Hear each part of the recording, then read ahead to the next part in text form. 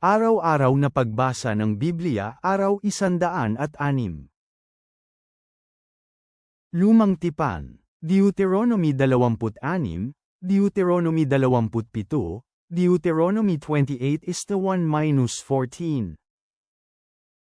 Kapag dumating kayo sa lupaing ibinibigay sa inyo ni Yahweh na inyong Diyos bilang pamana, at naangkin na ninyo iyon at nanirahan doon, sa gayon dapat ninyong kunin ang ilan sa lahat ng mga naunang ani sa lupain na dinala ninyo mula sa lupaing ibinibigay sa inyo ni Yahweh na inyong Diyos. Dapat ninyong ilagay iyon sa basket at pumunta sa lugar na pipiliin ni Yahweh na inyong Diyos na kanyang santuaryo. Dapat kayong pumunta sa pari na naglilingkod sa mga araw na iyon at sabihin sa kanya, "Kinikilala ko ngayon si Yahweh na iyong Diyos kaya pumarito ako sa lupaing ipinangako ni Yahweh sa ating mga ninuno na ibibigay sa atin." Kukunin ng pari ang basket mula sa inyong kamay at ilalagay ito sa harapan ng altar ni Yahweh na inyong Diyos. Dapat ninyong sabihin sa harapan ni Yahweh na inyong Diyos, "Ang aking ninuno ay isang pag-alagalang Arameo. Bumaba siya sa Ehipto at nanatili roon, at ang kanyang lahi ay kakaunti ang bilang. Doon siya ay naging dakila, malakas at mataong bansa. Ang mga taga-Ehipto ay pinakitunguhan kami ng masama at pinahirapan kami.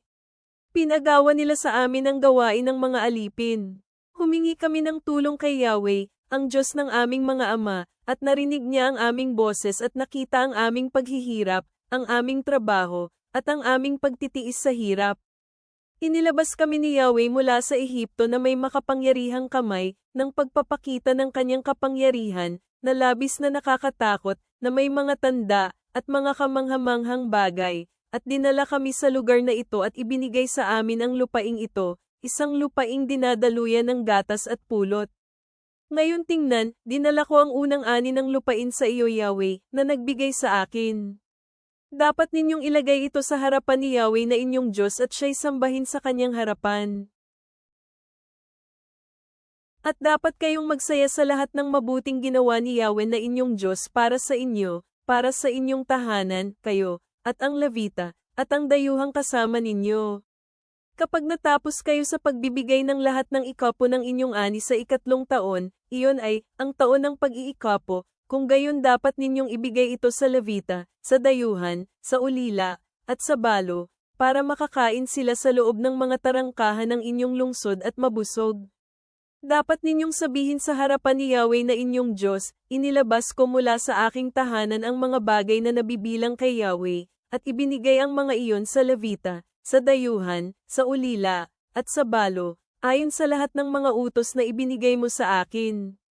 Hindi ako sumuwi sa anuman sa iyong mga utos, ni kalimutan ang mga ito. Hindi ko kinain ang anuman sa mga ito sa aking pagluluksa, ni inilagay ito sa ibang lugar nang ako ay marumi, hindi ko ibinigay ang anuman nito sa karangalan ng patay. Nakinig ako sa boses ni Yahweh na aking Diyos, sinunod ko lahat ng bagay na inutos mong gawin ko. Tumingin pababa mula sa banal na lugar kung saan ka nakatira, mula sa langit, at pagpalain ang iyong bayang Israel, at ang lupaing ibinigay mo sa amin, tulad ng ipinangako mo sa aming mga ama, isang lupaing dinadaluyan ng gatas at pulot. Sa araw na ito si Yahweh na inyong Diyos ay inuutusan kayong sundin ang mga batas at panuntunang ito, sa gayon panatilihin ninyo ang mga ito at gawin ng inyong buong puso at inyong buong kaluluwa. Kinilala ninyo ngayon na si Yahweh ay inyong Diyos, at lalakad kayo sa kanyang mga kaparaanan at susundin ang kanyang mga batas, kanyang mga utos, at kanyang mga panuntunan, at makikinig kayo sa kanyang boses. At sa araw na ito kayo ay kinilala ni Yahweh na mga taong kanyang pag-aari, tulad ng pinanggako niyang gawin sa inyo, at dapat ninyong sundin ang lahat ng kanyang mga utos. Si Yahweh ay kinilala ngayon na ilalagay niya kayo ng mataas sa ibabaw ng lahat ng ibang mga bansang ginawa niya, sa respeto para papurihan, para sa pagkakilala, at para pranggalan. Kayo ay magiging mga taong ibinukod para kay Yahweh na inyong Diyos, gaya ng sinabi niya. Inutusan ni Moises at ng mga nakatatanda ng Israel ang mga tao at sinabi, "Sundin ang lahat ng mga utos na sinasabi ko sa inyo ngayon. Sa araw na inyong tatawirin ang Jordan patungo sa lupain na ibibigay sa inyo ni Yahweh na inyong Diyos, dapat maglagay kayo ng ilang malalaking mga bato at ito'y palitadahan ang ito ng palitada. Dapat ninyong isulat ang lahat ng mga salita ng kautosang ito kapag nakatawid na kayo, upang makapunta kayo sa lupain na ibibigay sa inyo ni Yahweh na inyong Diyos, isang lupaing dinadaluyan ng gatas at pulot, tulad ng ipinangako ni Yahweh sa inyo, ang Diyos ng inyong mga ninuno.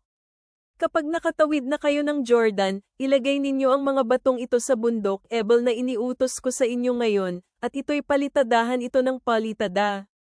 Doon dapat kayong magtayo ng altar para kay Yahweh na inyong Diyos, isang altar ng mga bato, pero hindi ninyo dapat gagamitan ng kasangkapang bakal ang pagtatayo ng mga bato. Dapat magtayo kayo ng altar ni Yahweh na inyong Diyos ng mga hindi hinugisang bato, dapat ninyong ialay doon ang mga handog na susunugin para kay Yahweh na inyong Diyos, at mag-aalay kayo ng mga handog para sa pagtitipon-tipon at kumain doon, magdiriwang kayo sa harap ni Yahweh na inyong Diyos. Isusulat ninyo sa mga bato ang lahat ng mga salita ng kautosang ito ng malinaw. Nagsalita si Moises at ang mga pari, ang mga Levita, sa buong Israel at sinabing, kayo ay tumahimik at makinig, Israel, ngayon naging lahi na kayo ni Yahweh na inyong Diyos. Sa gayon, dapat ninyong sundin ang boses ni Yahweh na inyong Diyos at sundin ang kanyang mga utos at mga batas na sinasabi ko sa inyo ngayon. Sa araw ding iyon inutusan ni Moises ang mga tao at sinabi, pagkatapos ninyong tawirin ang Jordan, dapat tumayo ang mga liping ito sa bundok Gerizim para pagpalain ang mga tao, sina Simeon, Levi, Judah, Isakar, Jose, at Benjamin. At dapat tumayo ang mga liping ito sa bundok ng Ebal para bigkasan ang mga sumpa, sina Ruben, Gad, Aser, Zabulon, Dan, at Naphtali. Ang mga Levita ay sasagot at sasabihin sa lahat ng mga kalalakihan ng Israel sa malakas na boses, naway isumpa ang taong gumagawa ng isang inukit o hinulmang anyo, isang bagay na nakasusuklam kay Yahweh, ang gawa ng mga kamay ng isang manggagawa lalaki, at siyang naglagay nito ng palihim. At lahat ng mga tao ay dapat sumagot at magsabi ng, Amen. Naway isumpa ang taong hain pinaparangalan ng kanyang ama o sa kanyang ina. At lahat ng mga tao ay dapat magsabing, Amen. Naway isumpa ang taong magtatanggal ng palatandaan sa lupa ng kanyang kapitbahay. At lahat ng mga tao ay dapat magsabi ng, Amen. Naway isumpa ang taong inililigaw ang bulag mula sa daan. At lahat ng mga tao ay dapat magsabi ng, Amen. Naway isumpa ang taong nagkakait ng katarungan na nararapat sa isang dayuhan, ulila, o balo. At lahat ng mga tao ay dapat magsabi ng, Amen. Naway isumpa ang taong sumiping sa asawa ng kanyang ama, dahil kinuha niya ang karapatan ng kanyang ama. At lahat ng mga tao ay dapat magsabi ng, Amen. Naway isumpa ang taong sumiping sa anumang uri ng hayop. At lahat ng mga tao ay dapat magsabi ng, Amen. Naway isumpa ang taong sumiping sa kanyang kapatid na babae, ang anak na babae ng kanyang ama, o sa anak na babae ng kanyang ina. At lahat ng mga tao ay dapat magsabi ng, Amen. Naway isumpa ang taong sumiping sa kanyang biyenang babae. At lahat ng mga tao ay dapat magsabi ng, Amen. Naway isumpa ang taong lihim na pinatay ang kanyang kapwa. At lahat ng mga tao ay dapat magsabi ng, Amen. Naway isumpa ang taong tumatanggap ng isang suhol para pumatay ng taong walang kasalanan. At lahat ng mga tao ay dapat magsabi ng, Amen. Naway isumpa ang taong hindi magpatunay sa mga salita ng kautosang ito, para sundin ang mga ito. At lahat ng mga tao ay dapat magsabi ng, Amen. Kung makikinig kayo ng mabuti sa boses ni Yahweh na inyong Diyos para sundin ang lahat ng kanyang mga kautusan na sinasabi ko ngayon sa inyo, itataas kayo ni Yahweh na inyong Diyos mula sa lahat ng ibang mga bansa sa mundo. Lahat ng mga biyayang ito ay dadating sa inyo at aabutan kayo, kung makinig kayo sa boses ni Yahweh na inyong Diyos. Pagpapalain kayong nasa lungsod at pagpapalain kayong nasa kabukiran. Pagpapalain ang bunga ng inyong katawan, at ang bunga ng inyong lupa, at ang bunga ng inyong mga hayop, ang pagdami ng inyong mga baka, at ang mga guya ng inyong kawan. Pagpapalain ang inyong buslo at ang inyong labangan ng pagmamasa. Pagpapalain kayo kapag kayo ay pumasok, at pagpapalain kayo kapag kayo ay lumabas. Dudulutin ni Yahweh sa ang inyong mga kaaway na kumakalaban sa inyo na mapabagsak sa inyong harapan, lalabas sila laban sa inyo sa isang daanan, pero tatakasan kayo sa 7 mga daanan. Uutusan ni Yahweh ang biyaya na pumunta sa inyo sa inyong mga kamalig at sa lahat ng madapuan ng inyong mga kamay, bibiyayaan niya kayo sa lupain na ibibigay niya sa inyo.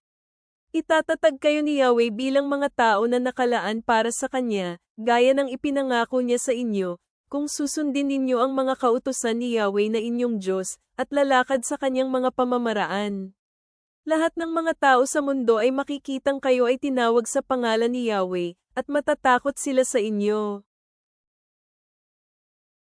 Gagawin kayo ni Yahweh na maging labis na masagana sa bunga ng inyong katawan, sa bunga ng inyong baka, sa bunga ng inyong lupa, sa lupain na Kanyang ipinangako sa inyong mga ama na ibibigay sa inyo. Bubuksan ni Yahweh para sa inyo ang Kanyang bahay-imbakan ng kalangitan para magbigay ng ulan para sa inyong lupain sa tamang panahon, at pagpapalain lahat ng gawa ng inyong kamay. Magpapahiram kayo sa maraming bansa, pero hindi kayo manghihiram.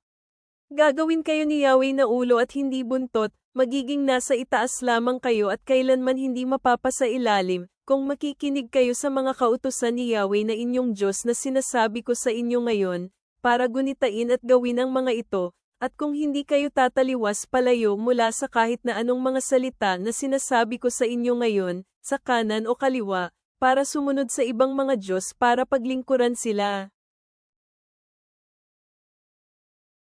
Bagong Tipan, Luke 17:11-37. Nangyari na habang sila ay nasa daan patungong Jerusalem, siya ay naglalakbay sa lupaing pagitan ng Samaria at Galilea. At sa kanyang pagpasok sa isang nayon, doon ay sinalubong siya ng 10 lalaking ketungin. Tumayo sila ng malayo sa kanya at nilakasan nila ang kanilang tinig, sinasabi, "Jesus, Amo, maawa ka sa amin." Nang makita niya sila, sinabi niya sa kanila, "Pumunta kayo at ipakita ninyo ang inyong mga sarili sa mga pari." At nangyari nga na habang sila ay papunta, sila ay nalinisan. Nang makita ng isa sa kanila na gumaling siya, bumalik siya ng may malakas na tinig na niluluwalhati ang Diyos. Yumuko siya sa paanan ni Jesus, nagpapasalamat sa kanya. Isa siyang Samaritano. Sumagot si Jesus, sinabi, "Hindi ba 10 ang nilinis? Nasaan ang 9? Wala bang ibang bumalik upang luwalhatiin ang Diyos, maliban sa dayuhang ito?" Sinabi niya sa kanya, "Tumayo ka, at humayo. Pinagaling ka ng iyong pananampalataya." Nang naitanong sa kanya ng mga Pariso kung kailan darating ang kaharian ng Diyos, sinagot sila ni Jesus at sinabi, "Ang kaharian ng Diyos ay hindi isang bagay na mapagmamasdan. Ni hindi nila sasabihin, 'Tumingin kayo rito,' o 'Tumingin kayo roon,' dahil ang kaharian ng Diyos ay nasa inyo." Sinabi ni Jesus sa mga alagad, "Darating ang mga araw na nanaisin ninyong makita ang isa sa mga araw ng Anak ng Tao, ngunit hindi ninyo ito makikita. Sasabihin nila sa inyo, 'Tingnan ninyo, naroon,' o 'Tingnan ninyo, narito.' Ngunit huwag kayong pumunta, ni sumunod sa kanila, sapagkat gaya ng paglitaw ng kidlat kapag ito ay kumislap buhat sa isang panig ng kalangitan tungo sa ibang panig ng kalangitan, gayon din naman ang Anak ng Tao sa kanyang araw. Ngunit kailangan muna niyang magdusa ng labis at itakwil ng salinlahing ito. Katulad ng nangyari sa panahon ni Noe, gayon din ang mangyayari sa mga araw ng Anak ng Tao. Nagsisikain sila, nagsisiinom, nagsisipag-asawa at ibinibigay sila upang mag-asawa, hanggang sa araw na pumasok sa arko si Noe, at dumating ang baha at pinatay silang lahat. Gayon din naman, katulad ng nangyari sa panahon ni Lot, sila ay nagsisikain, nagsisiinom, nagsisibili, nagsisitinda, nagsisipagtanim at sila ay nagsisipatayo ng gusali. Ngunit ng araw na lumabas mula sa Sodoma si Lot, umulan ng apoy at asupri mula sa langit, at pinuksa silang lahat. Ganoon din naman ang mangyayari sa araw na may hayag ang Anak ng Tao. Sa araw na yun, ang nasa taas ng bahay ay huwag nang bumaba upang ilabas ang kanyang mga kagamitan sa bahay. At ang nasa bukid ay huwag nang bumalik. Alalahanin ninyo ang asawa ni Lot. Sino mang naghahangad na iligtas ang kanyang buhay ay mawawalan nito, ngunit ang sino mang mawalan ng kanyang buhay ay makapagliligtas nito. Sinasabi ko sa inyo, sa gabing iyon ay mayroong 2 tao sa isang higaan. Ang isa ay kukunin, at ang isa ay iiwan. Mayroong 2 babae ang magkasamang jijiling. Ang isa ay kukunin at ang isa ay iiwan. Mayroong 2 tao sa bukid, ang isa ay kukunin at ang isa ay iiwan. Tinanong nila sa kanya, "Saan, Panginoon?" At sinabi niya sa kanila, "Kung saan naroon ang bangkay, doon din nagtitipon ang mga buwiter." Mga awit, Psalm 46 is the 1-11. Ang Diyos ang ating kublihan at kalakasan, ang handang tumulong kapag may kaguluhan. Kaya nga, hindi kami matatakot kahit na ang lupa ay mabago, kahit na ang mga kabundukan ay mayanig papunta sa puso ng karagatan, kahit na ang mga tubig nito ay umugang at mangalit, at kahit ang mga kabundukan ay mayanig sa pagragasa ng tubig. Sa ladoon ay may isang ilog, na ang agos ay pinasasaya ang lungsod ng Diyos, ang banal na lugar ng mga tabernakulo ng kataas-taasan. Ang Diyos ay nasa gitna niya, siya ay hindi matitinag, tutulungan siya ng Diyos, at gagawin niya ito sa pagbubukang liwayway. Ang mga bansa ay napuot at ang mga kaharian ay nayanig, ang tinig niya ay kanyang itinaas, at ang lupa ay naagnas. Si Yahweh, ang Diyos ng mga hukbo ay kasama natin, ang Diyos ni Jacob na kublihan natin. Sala lumapit kayo, masdan ang mga ginawa ni Yahweh, ang pagkawasak na kanyang idinulot sa mundo. Pinahihinto niya ang mga digmaan sa dulo ng mundo, binali niya ang mga pana at ang mga sibat ay pinagpira-piraso, ang mga panangga ay kanyang sinunog. Tumahimik kayo at kilalanin ninyo na ako ay Diyos, itatanghal ako sa ginto ng mga bansa, itatanghal ako sa mundo. Si Yahweh ng mga hukbo ay say sa atin, ang Diyos ni Jacob ang kublihan natin. Sala. Ama naming nasa langit, kami ay lumalapit sa iyo ngayon, puno ng pasasalamat sa iyong mga pangako at sa mga biyayang ipinagkakaloob mo sa mga sumusunod sa iyong salita. Habang kami ay nagmumuni-muni sa panawagan na alalahanin ang iyong katapatan sa Deuteronomio, naway matanto rin namin, tulad ng mga ketungin sa Lukas, ang pagpapagaling na natatanggap namin sa pamamagitan ng pasasalamat at pananampalataya. Panginoon, sa mga sandali ng kahirapan, ipaalala mo sa amin na ikaw ang aming kanlungan at lakas, gaya ng ipinahayag sa Awit Kapitulo 46. Tulungan mo kaming maglakad sa pagsunod, na nagtitiwala na iyong gagabayan ang aming mga hakbang at pagkakalooban ang aming mga pangangailangan. Naway umapaw ang iyong biyaya sa amin, Ama. Amen.